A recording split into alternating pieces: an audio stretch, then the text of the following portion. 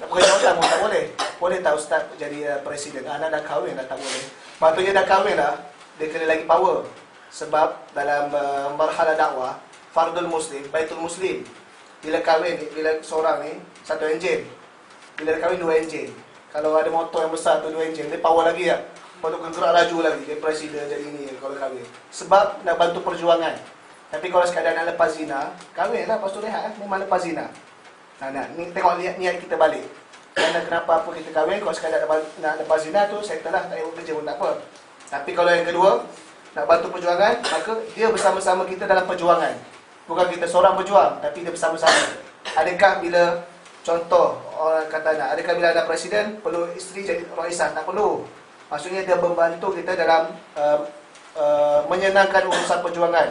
Kita tahu ada mesyuarat, dia tahu mesyuarat kita ke mana, dia siap gosokkan baju, dah siap apa-apa, siap nota kita, dia siap jaga supaya kita balik rumah pakai-pakai terus. Tu bantu dalam perjuangan.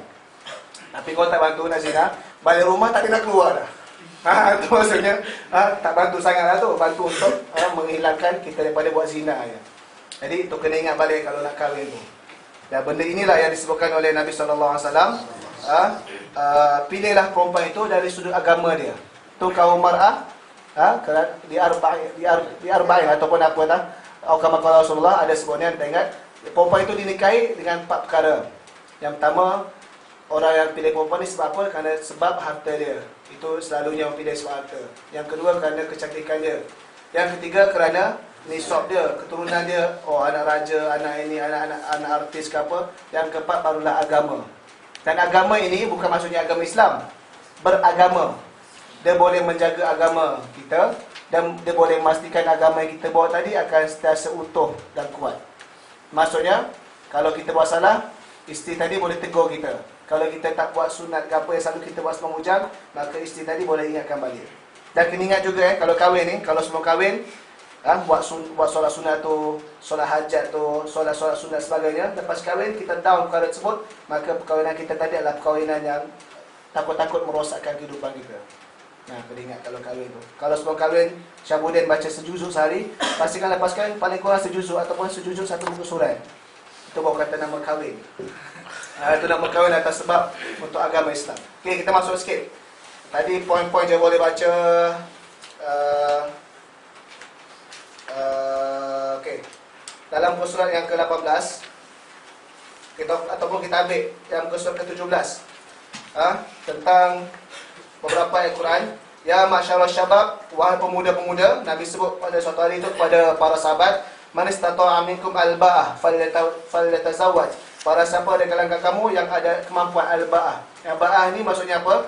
Ada tempat tinggal dan ada boleh sediakan pakaian dan boleh bagi makan. Cukup dah. Tempat tinggal tu tak sebut banglo ke rumah lu tinggal ke apa, ada tempat tinggal cukup dah. Maksudnya tempat tinggal rumah ni ditafsirkan oleh ulama, ada tempat tidur, ada tempat dapur, cukup dah.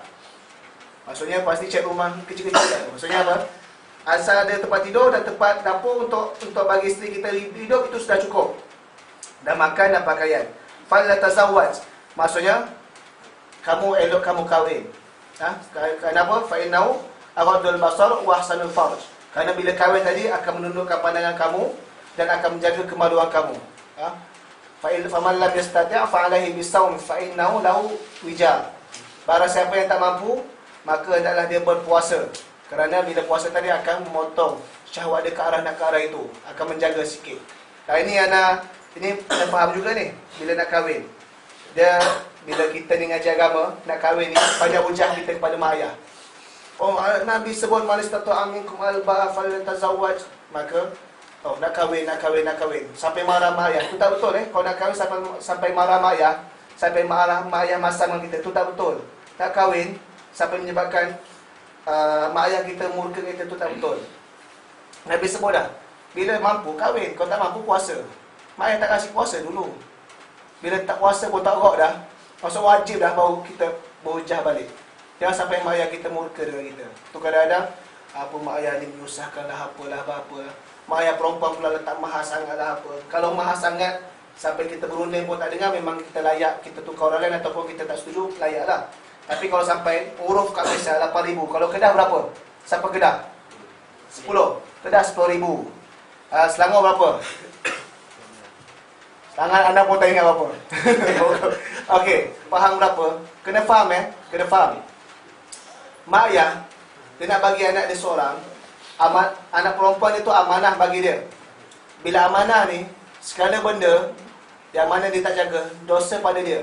Melainkan kita dah jaga, dah tegur, perempuan tadi buat perkara yang luar batasan, maka baru dosa pada perempuan tadi. Dia nak serah perempuan tadi kepada orang yang boleh jaga agama anak dia. Kalau dia serah pada orang fasik, sepanjang dia serah tersebut, dosa pada mak ayah tadi. Kerana dia pilih orang fasik jaga anak dia, berdosa. Kalau dia tak tahu, tak apa. Tapi kalau dia tahu, mak roh ni bagus, mak roh ni kata tak ngaji pun tak apa, tak solat pun tak apa, yang penting boleh cari kerja. Ni bila dia serah, sepanjang anak dia rosak, mak ayah tadi berdosa. Jadi tu bukan senang nak serah amanah.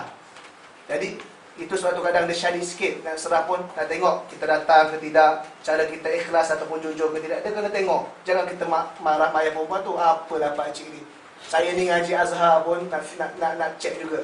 Kena check. Bila dia bagi salah je dia bagi, dosa kepada dia. Kita pula suatu nak pilih pun, kalau Azhar terus kata, bila kita takdim perempuan, tinggallah kita takdim kepada mak bagi anak kita, siapa nak jaga. Itu ma'ruf belaka kan. Jadi kena check. Kalau macam tadi, duit tadi pun kenapa mahal? Bila kita bagi 10,000 kepada mak ayah dia, 10,000 itulah yang akan digunakan untuk majlis kata perempuan tadi. Bukan dia mak ayah ambil buat lari.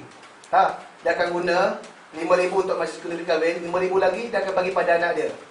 Itu konsep dia. Jadi kena faham, maksud seolah-olah bila kita nak kahwin, kenduri sebelah kita yang buat, kenduri sebelah perempuan pun kita yang tanggung sebenarnya. Jadi kadang-kadang kalau tuan guru ni Aziz boleh, anak dia bagi 1,000 je, pakcik ni bagi 10,000, buat apa pakcik? Kita nak agama ni paling mahal, paling rendah je.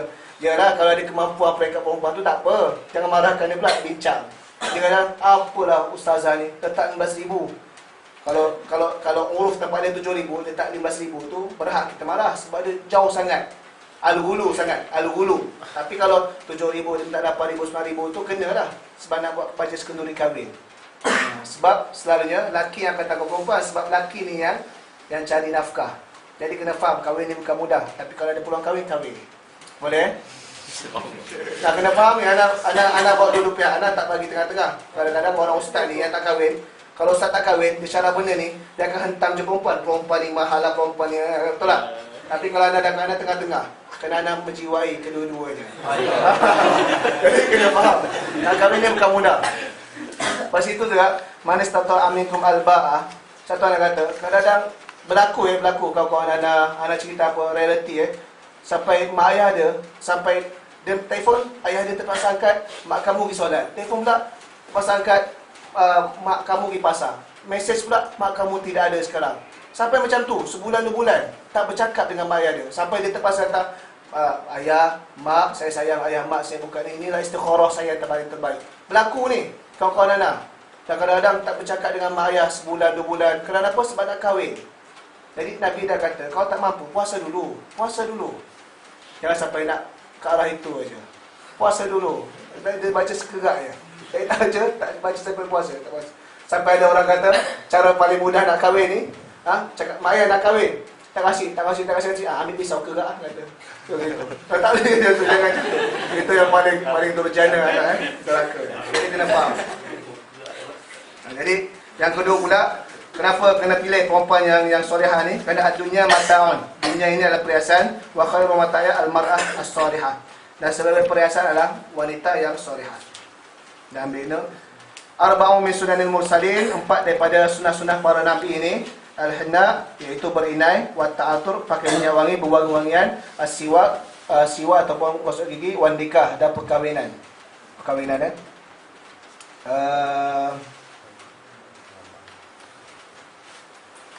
daripada Abdul Razak, diriwayatkan Imam Abdul Razak dan Bayhaqi, tanakihu, berkahwinlah kamu dan kamu mempunyai zuriat yang banyak, kerana aku menyukai zuriat yang banyak. Jadi Nabi suka pada zuriat umat dia yang zuriat banyak. Dan ada satu cerita ni, ada banyak cerita. Bab kahwin ni banyak cerita je. Kalau kamu masuk kursus kahwin pun, dia kertas tu baca sendiri ya, so boleh baca. Tapi cerita realiti tu yang kena tahu. Satu hari ni, seorang lelaki ni, dia duduk jahil agama. Dia pergi masjid atau surau, Tok Guru ni cerita. Dia kata, Fadil nak berkahwin ni, kalau kamu wahai ni, antara fadilat berkahwin, kalau kamu berjima, kalau kamu berjima suami isteri ni, bersetubuh suami isteri ni, sekali jima tu seorang membunuh 10 orang Yahudi. Membunuh seorang Yahudi, pahala dia. Jadi laki ni dengar, oh, power kahwin ni. Dia balik, dia beritahu kat isteri dia. Dia balik beritahu isteri, yang, kalau kita berjima sekali ni, nak kata bagus, banyak pahala, tak banyak pahala. Kita membunuh 10 orang, 10,000 orang Yahudi. So, isteri pun bagus lah tu. Malam ni dia bersetubuh. Bersetubuh sekali. Dah habis dah. Okay, kita bunuh lagi, kali kedua. Okay, sampai 4 kali. 40,000 dah bunuh. Laki, tak rehat pula. Lepas tu, isteri dia kata, asyik laki aku je start bunuh Yahudi, aku dah bunuh. Lepas tu kata, Mama, lain kita bunuh Yahudi sekali lagi. Dia kata, okay, di kali kelima dia bukan bunuh Yahudi, ni bunuh aku. Kena berpada-pada. Dah bunuh Yahudi pun. Okay. Dalam la rabbaniyah fi Islam, tidak ada pendeta ataupun tidak ada nak kahwin dalam Islam kerana tak suka pada perkahwinan. Kalau tak kahwin sebab tak mampu tu lain. Ya, wa idza kana Islamu syara'an zawaj wa amara bihi wa hadda alaihi. Dan apabila Islam itu mensyariatkan perkahwinan dan menyuruh dia dan menggalakkannya, fala yajuz li muslim bal yuhramu alaihi ay yuzhad bizawaj. Tidak harus, bahkan haram kalau dia tak nak kahwin. Tak nak kahwin, memang tak nak kahwin. Bukan sebab tak mampu, memang tak nak kahwin. Terutama wala siyama bahawa itu in kana qadiran ala zawaj mutayassira lahu asbabuhu wa wasaiduhu. Terutama haram dia ni kalau lelaki tadi mampu untuk kahwin dan tidak ada sebab menghalang dan wasilah dia semua mudah, maka haram untuk dia tidak kahwin. Okey. Dia ada satu dalam ni ringkasan dia, ada satu daripada sirah daripada hadis Nabi SAW, 3 orang para sahabat yang mana nak meningkatkan ibadah, kita mahu belaka. Seorang tu tidak mau tidur malam, nak bertahajud, buat ibadah je. Seorang tu pula dia puasa tidak mau berbuka-buka kerana nak dapat pahala puasa tu banyak. Seorang yang ketiga tu pula tidak mau berkahwin kerana bila kahwin ni banyak terpaksa layan bini lah, terpaksa kerenahan anak lah apa. Maka Nabi pun sebut Aku adalah Nabi dan aku adalah orang yang paling baik ibadah aku di sisi Allah Subhanahu Wa Taala. Jadi ikut cara aku. Aku ni puasa buka juga dan aku ni juga tidur malam. Walaupun aku tahajud, aku tidur malam dan aku juga berkahwin. Maksudnya apa, kena faham konsep ibadah bukan ibadah yang hanya ibadah ikas jadah semata-mata. Sebab itu lihat, kena faham kalau konsep perkahwinan ini, anak khusus pada konsep perkahwinan. Kalau kita boleh mendidik perempuan tadi dengan cara yang baik, maka sepanjang dia baik tadi, pahala ke atas kita belaka. Kita solat, dia pun solat, dia dapat pada kita. Kita baca Quran, dia baca Quran dia dapat pada kita. Jadi pahala tadi double. Lepas tu pula kita boleh didik anak kita, anak belaka lah, anak dua-dua lah, anak dia saja kan. Anak bersama. Lepas itu pula ada lagi soleh, maka sepanjang zuriat itu ada, kalau sampai 8-9 keturunan, pahala tadi dapat pada kita. Itu maksudnya Nabi kata cerdik dalam ibadah. Ibadah ni kena cerdik. Tidak boleh tak pandai. Kalau tak pandai, baca Quran sekaligus satu hari 30 juzuk, besok lusa tak baca dah. Tak cerdik, tu tak cerdik buat ibadah. Itu yang Nabi tak suka. Sikit tapi berterusan. Maksudnya kena cerdik. Nah, kalau cerdik ni anak teringat kisah Hana Zaujana. Cerdik dengan cermat. Tahu cerdik dan cermat? Cerdik ni, lelaki cerdik, perempuan ni cermat. Contohnya apa? Lelaki cerdik ni apa? Dia kalau bangun tidur, dia lipat selimut tak? Tak lipat tak? Lipat tak? Tak lipat. Siapa dia cerdik? Malam ni pakai lagi. Jadi ada dia macam tu pula. Dia cerdik. Perempuan ni cermat, tak boleh. Nanti nampak kotor.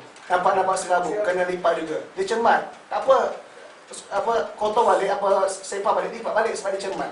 Kita lelaki cerdik. Itu contoh pertama. Contoh kedua, lelaki ni pakai baju 2-3 hari. Tapi cara dia tak minyak wangi. Tapi kalau perempuan tak sehari kena ubah dah, kena basuh dah sebab dia cermat. Kita cerdik, pakai baju penting wangi. Kalau basuh pun busuk, yang penting wangi. Pakai baju tak apa, wangi kan. Kita cerdik. Maksudnya kena beza pemahaman antara ideologi akhwah dan ikhwah. Bukan apa, supaya bila kahwin ni, saya cerita pasal. Itu antara contoh-contoh lah. Jadi laki ni dia cerdik, perempuan ni cermat. Jadi kalau kita boleh combine dua, cerdik dan cermat. Sebab apabila kahwin, antum kalau kahwin, jangan merasakan benda tadi satu benda yang mudah. Bila kahwin ni, terutama yang ada jawatan. Sebab itu orang tak berani kahwin yang ada jawatan. Walaupun dia kahwin dengan orang yang hebat. Bila kahwin ni, kita rasakan, lepas aku angkat ni, aku akan senyum sampai ke mati. Tak. Dia akan ada PL dia. Kadang-kadang walaupun dah kenal the couple ke apa, lain masa dah kahwin. Apatah lagi bila baru bercinta selepas kahwin, lagi macam-macam perangai. Ya. Sebab kita katakan laki tetap laki, perempuan tetap perempuan. Laki ada ego dia, perempuan ada emosi dia. Itu yang paling penting. Bila kita macam itu, laki ego dia terlebiah dengan ada isteri, bagaimana dia nak mengawal ego dia tadi. Perempuan tadi, dia ada emosi bila kahwin, bagaimana dia nak mengawal emosi dia tadi, tunduk kepada seorang ketua. Sebab kadang-kadang rasa gini, gaduh, nak balik rumah mak ayah. Nah, tak boleh. Jadi macam tu, tak merasakan lelaki tadi sebagai ketua dia. Lelaki tadi pula ego, tak apalah aku keluar ada kawan-kawan aku. Ego, dia boleh duduk luar, bini tinggal rumah. Tak boleh. Kena ada timbang tara di antara kedua-duanya. Lepas tu kalau kamu kahwin, kamu kena faham. Lelaki ni, dia takkan duduk rumah 24 hour. Dia nak keluar. Walaupun dia ada isteri, dia nak jumpa kawan-kawan dia juga. Itu hakikat lelaki.